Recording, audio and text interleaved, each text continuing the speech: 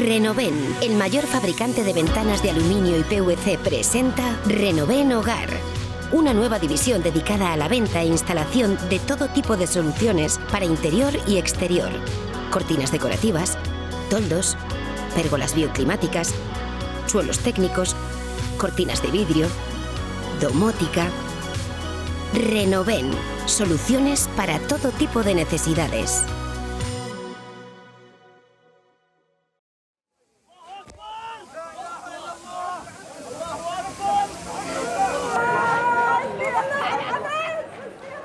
Lidón, da la sensación de que nos hemos poco menos que inmunizado de estas imágenes. Yo, fíjate, creo que no, porque el contexto y la realidad es tan desgarradora y aterradora y cada día nos sorprende un episodio más de brutalidad que más bien hay gente que lo que hace es apagar, ¿no?, directamente para no ver, para seguir con su vida. Pero yo creo que inmunizarse ante el horror eliminaría la empatía, que es lo que nos caracteriza como seres humanos, ¿no? Entonces, yo quiero pensar que no nos inmunizamos, sino que a veces lo rechazamos, pero por pura supervivencia, ¿no? Vamos a hablar del futuro, del nuestro y del suyo. Genial.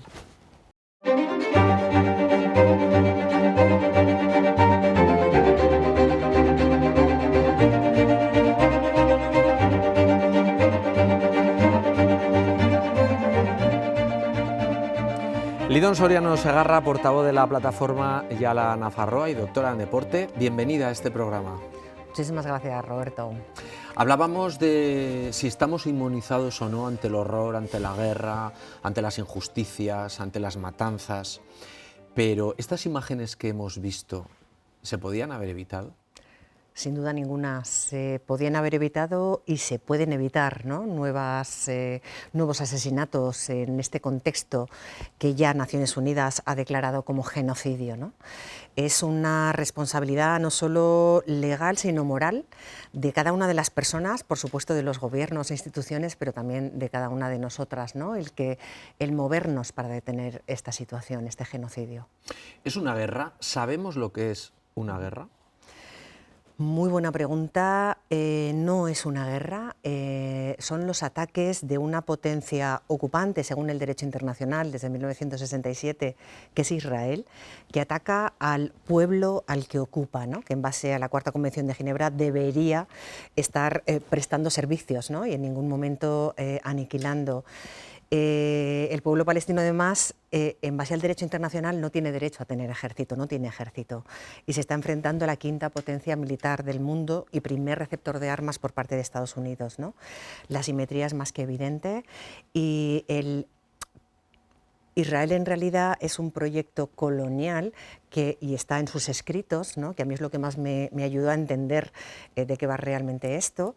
Desde 1897 lleva diciendo que va a expulsar a la población, ¿no?, que vive en Palestina porque ellos quieren crear allí un Estado, ¿no? Entonces esto es una limpieza étnica también reconocida por ellos mismos y en absoluto entraría dentro de lo que es el concepto de guerra, ¿no?, como dos países enfrentados, que es lo que a lo mejor mucha gente continúa pensando, bueno, cada vez menos, ¿no?, yo creo, porque la evidencia es muy clara. ¿Y qué crees, qué adjetivo le pones a lo que pasó el 7 de octubre de 2023? Mira, es muy curioso porque los y las palestinas, siempre para ser vistos por Occidente, han necesitado ser asesinados, ¿no? Pasó en la primera intifada, cuando la gente salía a las calles, familias, niños, mujeres, a enfrentarse a tanques, ¿no? Entonces ahí desde Occidente vimos, ahí va, ¿qué pasa ahí, no? Pasó la segunda intifada y ahora, ¿en qué contexto estábamos? Estábamos en un contexto en el que Israel estaba a punto de firmar unos acuerdos con Arabia Saudí, que en septiembre de 2023 Netanyahu acudió a Naciones Unidas para presentar su plan de nuevo Medio Oriente, y al fijarnos en el mapa observamos que habían borrado cualquier rastro de Palestina, es decir, esta limpieza étnica de décadas, ¿no?, del pueblo palestino estaba ya, digamos, llegando a su culmen por eliminación, ¿no?, de la realidad y del panorama político. Y bueno, pues de alguna forma los y las palestinas volvieron a recordar, ¿no?, que que ellos están viviendo bajo ocupación, bajo un sistema de apartheid, bajo una limpieza étnica, ¿no? Indudablemente, y estoy segura que ellos habrían sido los primeros en desear que no haber tenido que hacer nada, ¿no? Indudablemente, y esto yo creo que todas estamos de acuerdo, ¿no?, cuando se comete un crimen de guerra hay que investigarlo y hay que aplicar las sanciones pertinentes, ¿no?, pero indudablemente para todo el mundo, ¿no? Y desgraciadamente estamos ante un Estado que lleva violando el derecho internacional desde hace décadas sin que ninguna sanción le haya sido nunca impuesta, ¿no? Vale, pero vamos por partes. Entonces, el 7 de octubre de 2023, los atentados de Hamás fueron un error en su estrategia, fue la excusa que ha tenido Israel para continuar esto de lo que estás hablando. ¿Qué fue lo que pasó ese día? Bueno, yo no puedo hablar por los palestinos y palestinas, ¿no? Si fue una excusa para Israel, Israel siempre ha utilizado cualquier, existiera o no, fuera verdad o no fuera verdad, siempre ha utilizado cualquier acción, cualquier inacción, o en ocasiones ni siquiera eso, ¿no?, para seguir llevando a cabo su proceso colonial de expulsión de la población nativa, ¿no?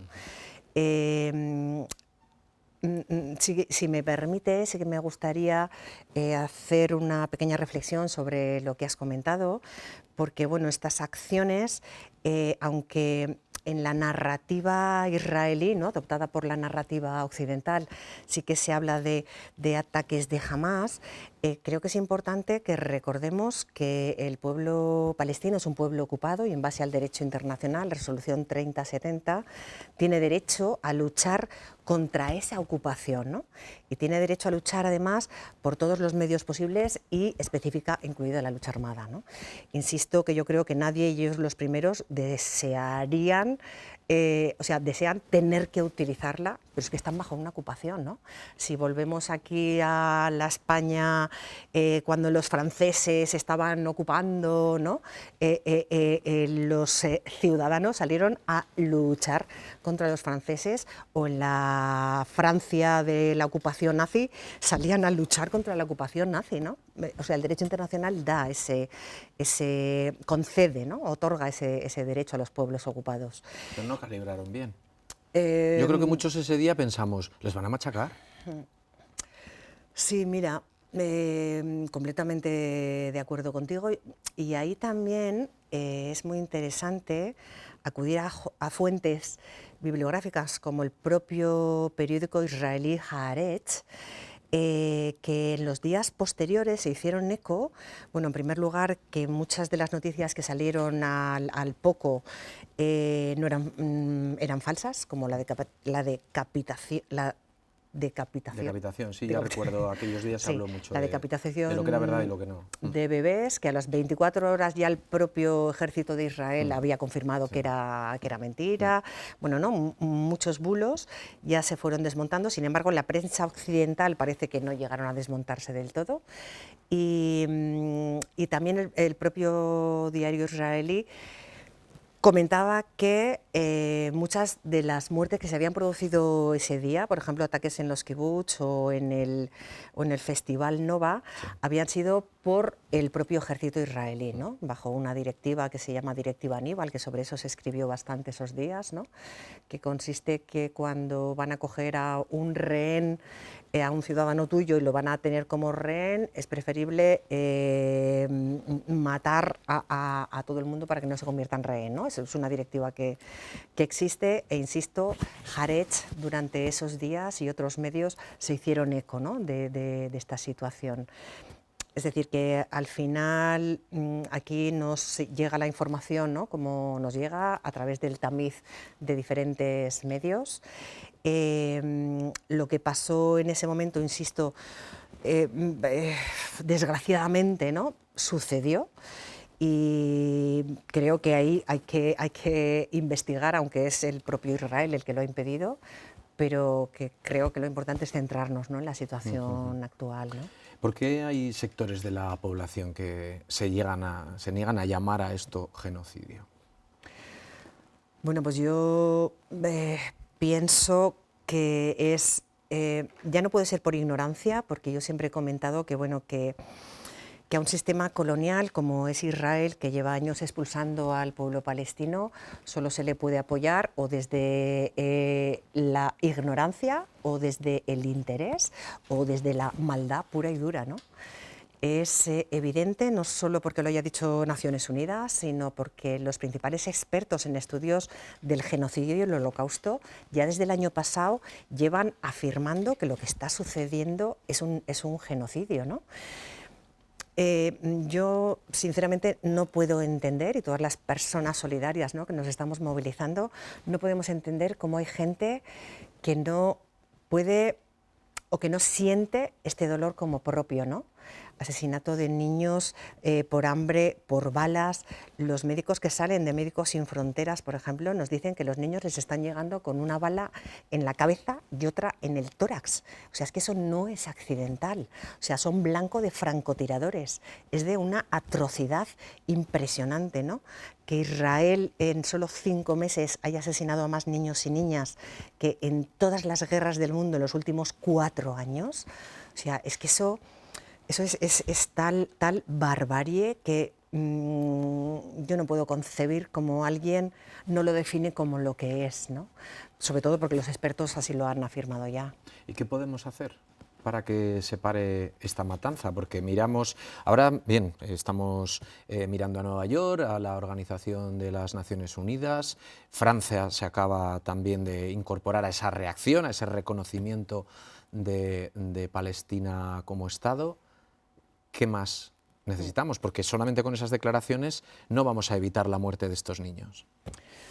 Efectivamente, lo más importante, bueno, hay muchas vías de abordaje, ¿no? Por ejemplo, Han pasado 2 años. Sí. 2 años desde lo que estamos hablando. Sí. Han pasado muchos más. Sí, efectivamente. Sí, son décadas con una agudización, ¿no?, en estos últimos 2 años. Fíjate, ya en 2005 los palestinos nos lanzaron una campaña, que es la campaña de boicot, desinversiones y sanciones al Estado de Israel para que cumpla con la legalidad internacional vigente, ¿no? Eso yo creo que tiene que quedar claro. Lo único que exige el BDS es fin del apartheid, fin de la ocupación y derecho al retorno de la población refugiada, que está reconocido por Naciones Unidas desde el 48. Es una herramienta súper válida. Aplicación de sanciones, habría que haberle aplicado sanciones a Israel desde hace años. De hecho, el propio ministro Smotrich, antes de ayer, lo decía, que él no entendía cómo no se le habían aplicado sanciones a Israel ya. O sea, imaginémonos el nivel. ¿Por qué? Claro, la pregunta es, ¿por qué? ¿La Unión Europea a qué tiene miedo? ¿Tenemos miedo a que alguien apriete un botón? ¿Tenemos miedo a que se estanque la economía? ¿A qué? Sí, yo creo que has tocado los dos puntos importantes, ¿no? Por un lado tenemos países como Alemania, que sigue cargando, ¿no?, con una culpa que en realidad ahora les está llevando otra vez al mismo punto, ¿no?, porque en su momento, ¿no?, pues el régimen nazi ya sabemos lo que hizo, pero es que ahora están otra vez del lado del genocidio, ¿no?, que resulta absolutamente atroz. Y después, como bien comentas, pues hay intereses económicos que siempre nos plantean una situación catastrófica, como que si el status quo o si la geoestrategia cambia, esto va a ser una debacle, cuando en absoluto no. Los pueblos tenemos más que recursos para salir adelante, y yo creo que la gran mayoría, de hecho en la última encuesta el 82% de la población en el Estado español estaba en contra de este genocidio, ¿no? Y si para eso hay que modificar alguna de nuestras formas de vida, yo creo que todas estamos absolutamente de acuerdo, ¿no? Claro, el 82%, pero luego vemos al alcalde de Madrid o a la presidenta de la Comunidad de Madrid, representantes de altas instituciones del Estado, haciéndose fotos con el equipo ciclista israelí y diciendo que nunca lo van a llamar genocidio. Claro, es muy difícil que la sociedad termine de empastarse en una dirección, ¿no? Va a haber mucha gente que va a seguir pensando que cuántas opciones ha tenido Palestina en convertirse en un Estado. ¿Ha habido opciones? No. Hay quien llega a hablar de hasta 5 ocasiones. Todas las ocasiones las ha acabado con ellas el propio sionismo, ¿no? Que es la ideología que sustenta el Estado de Israel, ¿no? Es una ideología supremacista que ya en 1975 se declaró por Naciones Unidas como una forma de racismo. Ellos practican el apartheid, ¿no? Sobre la población palestina, musulmana, cristiana, ¿no? Que eso tampoco hay que olvidarlo. ¿Y por qué cuando en alguna ocasión se ha puesto encima de la mesa el hecho de reconocer el 100% de Gaza, reconocer el 90% de Cisjordania e incluso el compromiso de llegar al 100%, o hablar de una Jerusalén Este como capital? Mira, la vez que se estuvo más cerca de ese escenario, que fue en los acuerdos de Oslo, si recordamos bien, fue una persona israelí, un israelí de derechas, quien terminó con la vida de Rabin, ¿no? En todos los supuestos acuerdos de paz, porque no hay que olvidar que el Estado de Israel se funda y automáticamente se hace después de la Primera Guerra Árabe-Israelí con el 78% de la tierra de Palestina. O sea, pongámoslo en el contexto de Navarra, ¿no? Que de repente vienen los franceses y en 9 meses se hacen con el 78% de Navarra y nos quedamos solo en el 22%, ¿no? Eso es lo que, como mucho, se está ofreciendo a los palestinos, que desde mi punto de vista es absolutamente injusto, ¿no? Pero bueno, si ellos están dispuestos a aceptarlo, no es nuestra competencia aquí en Occidente, ¿no? Decidir cómo tienen que vivir ellos.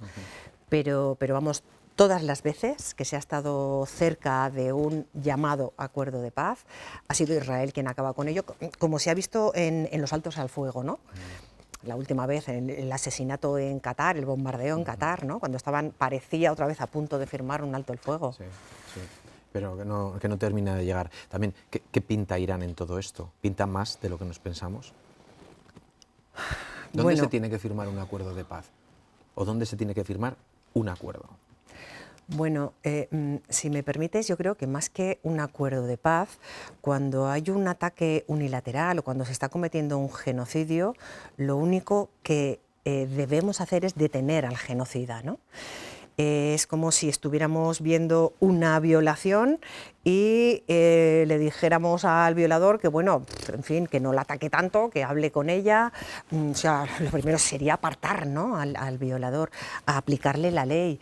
Aquí lo que estamos exigiendo desde las sociedades civiles es precisamente eso, ¿no?, que se detenga al Estado que ha violado sistemáticamente el derecho internacional, que practica una ocupación, que lleva a cabo, implementa un sistema de apartheid. Y es que eso es Israel, ¿no? Como tú bien dices, parece que hay un miedo histórico, ¿no?, a plantarle cara.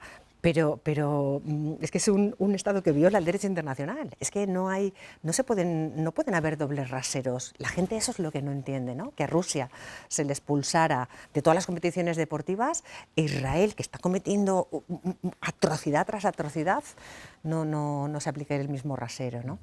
¿Por qué estáis en contra de la participación de Israel, precisamente en las competiciones deportivas?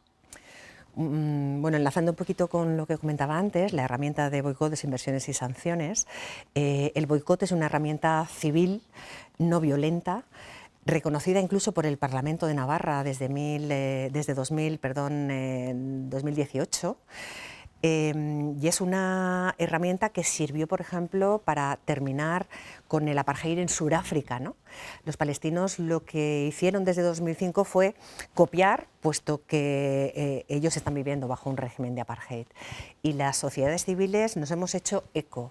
Somos conscientes que haciéndoles ver que no son bienvenidos, porque son los propios gobiernos en realidad quienes deberían impedir, ¿no?, que Israel participara como un Estado normal cuando obviamente no lo es, quienes estamos forzando a que se den estos cambios, ¿no?, que tú bien comentabas, ¿no?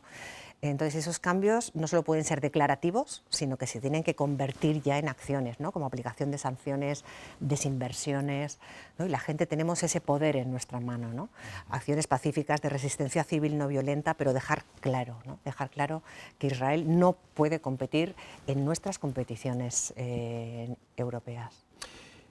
¿Objetivo conseguido por vuestra parte o en el fondo te habría gustado que la Vuelta Ciclista hubiera llegado a su fin y hubiera habido podium? Mira, como deportista, como integrante de Yala Nafarroa, de BDZ Nafarroa, de la Plataforma para el Boicot Deportivo a Israel, no hubiéramos deseado otra cosa que la competición hubiera llegado a su fin y que hubiera transcurrido con la mayor de las alegrías, ¿no? Y eso lo tuvo en su mano desde el Consejo Superior de Deportes, la Unión Ciclista Internacional, la organización de la Vuelta a España. Era tan sencillo como expulsar al equipo de Israel, insisto, emulando ni más ni menos lo que se hizo con Rusia. Y por tanto, todos los incidentes que ha habido, sin duda ninguna, ellos son los responsables, ¿no? La gente tan solo estábamos demandando cumplimiento de derecho internacional, ¿no? Y eso exige que un país que comete un genocidio no puede participar en competiciones como un país normal, ¿no? O sea, ¿crees que no había otra salida? No había otra salida, sí, expulsar al equipo de Israel. ¿Y eso habría parado sin duda, a las personas que sin derribaron duda, las vallas, sin que duda, se enfrentaron a la policía? Sin duda, ¿Sí? sin duda, sin duda. Las acciones en la Vuelta se han coordinado bajo un paraguas de cumplimiento de derecho internacional. Hemos estado apoyadas por juristas por Palestina, ¿no?, quienes en todo momento nos han hecho ver, ¿no?, qué se puede hacer, qué no se puede hacer, donde hay amparo de la ley, donde no, ¿no?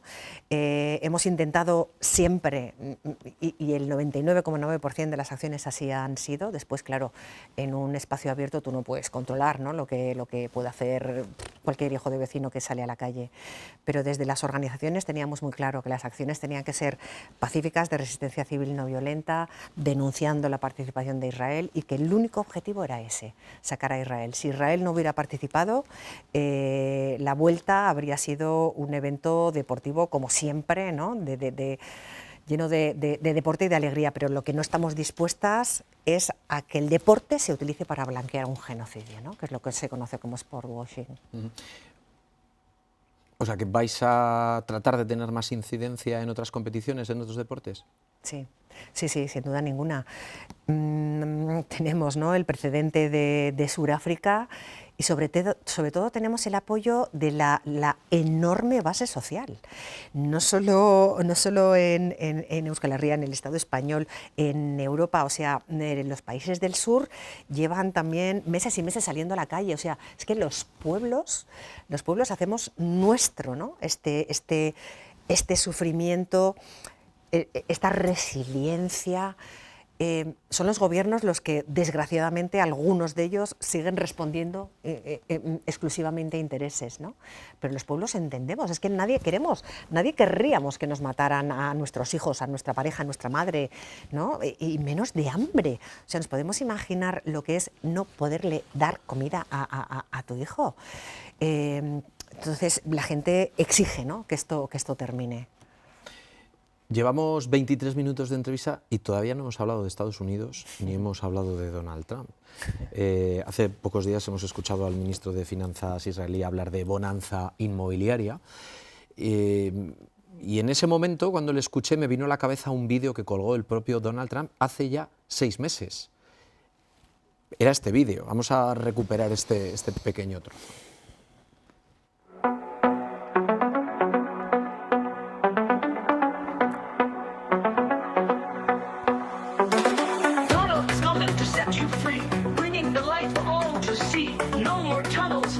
fear.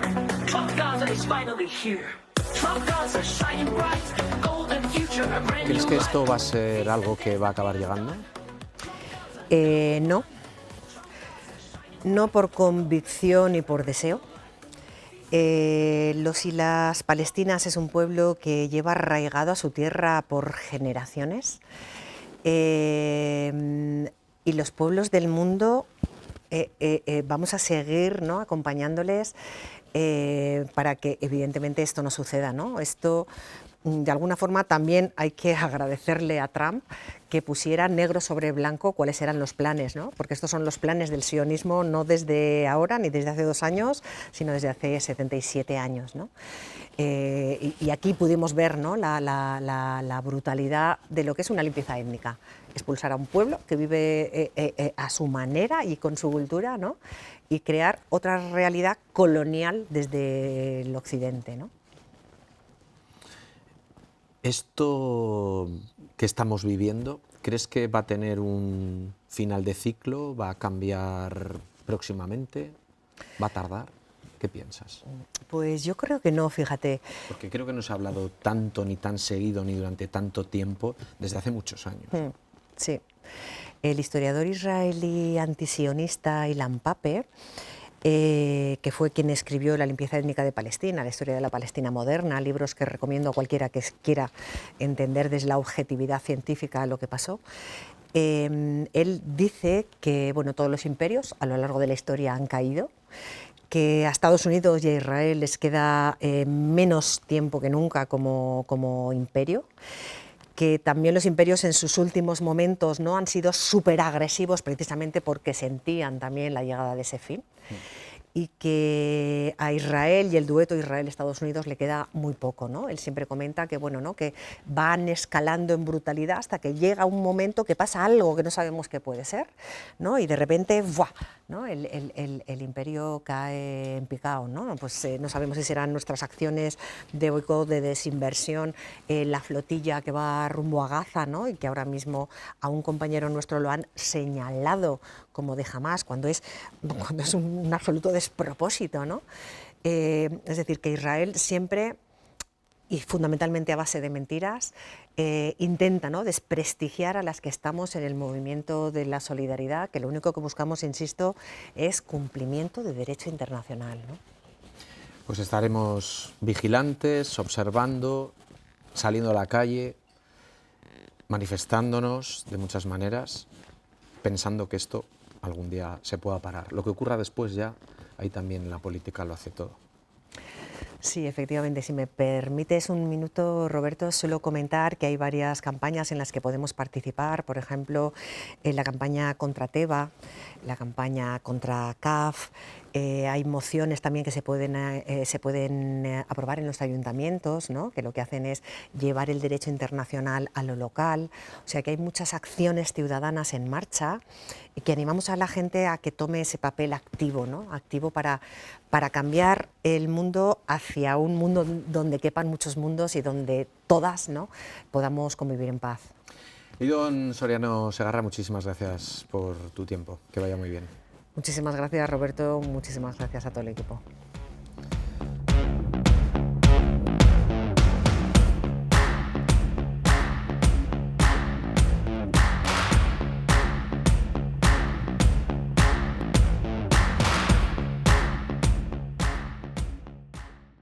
Renoven, el mayor fabricante de ventanas de aluminio y PVC, presenta Renoven Hogar. Una nueva división dedicada a la venta e instalación de todo tipo de soluciones para interior y exterior. Cortinas decorativas, toldos, pérgolas bioclimáticas, suelos técnicos, cortinas de vidrio, domótica. Renoven, soluciones para todo tipo de necesidades.